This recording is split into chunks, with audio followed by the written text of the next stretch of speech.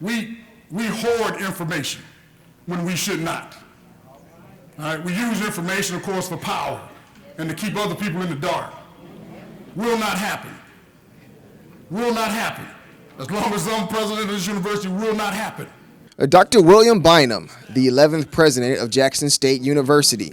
He spoke to a half-eager, half-agitated, but completely full ballroom Wednesday as the IHL selection in a controversial process. Dr. Bynum spoke about what he calls the 3 F's to his success: faith, family, and future. The future. The future is higher education.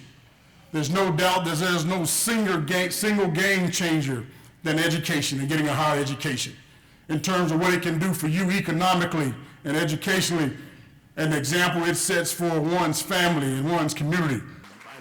Dr. Bynum comes to JSU from Mississippi Valley State University, where he serves currently as president since 2013. It's a significantly smaller school in population compared to JSU, but he says he's up for the challenge. You know, the past work we've done the past 4 years has simply been outstanding. There's no denying in terms of the results, because the data and the results speaks for itself. And what happens, of course, is when you're faithful with some things, of course, God gives you increase. And so I feel, obviously, this is the increase, taking me from 2,500 students to almost 10,000. Again, I'm just happy that, because of His grace and His mercy. Dr. Bynum's arrival to JSU is on the heels of a financial crunch. Under interim president Dr. Rod Page, JSU has been under a massive fundraising campaign to restore reserves and increase enrollment. Plus, this fiscal year, JSU will take a $4 million hit, with more cuts possible. IHL's Glenn Boyce says that's why Dr. Bynum was chosen. And so those were the major qualities, was the fact that he already had a body of work that we could review and look at. Enrollment increased at Mississippi Valley State. The finances improved significantly at Mississippi Valley State under his tenure. And there is a huge backlash from JSU constituents as Dr. Bynum takes his job. JSU employees, alumni, Jackson City Council members, and students alike have expressed concerns about how Dr. Bynum was chosen. Many felt blindsided, even those a part of the secretive process. We were asked to narrow ours down by eliminate. We started with 8 people, and we were asked to eliminate people that we did not believe would be a best fit for Jackson State.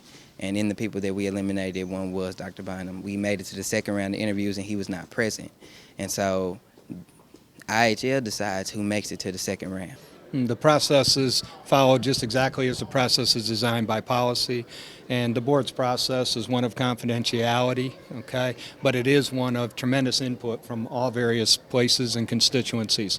So while the process has a certain levels of confidentiality in order to create the best applicant pool possible, okay, then in terms, the process was also followed exactly as it's supposed to work. Dr. Bynum says he believes the JSU community will warm up to him as time passes. Once people see me get to work, once they see the energy, enthusiasm, the genuineness that I bring to the position, we'll be able to take care of some of those things. And so we're going to get to work right away, visiting some alumni chapters and giving people the opportunity to touch and feel and see me. And then again, we'll be able to beat back some of that. Dr. Bynum will begin his transition to be fully in place by the start of the new fiscal year, July 1st. Eric Walker, JSU-TV. And so that way, when you go back to your body, you don't have to tell them what you think happened. You get to tell them what you heard happen and what you participated in happening. And so that's going to be important. That's going to be an important step.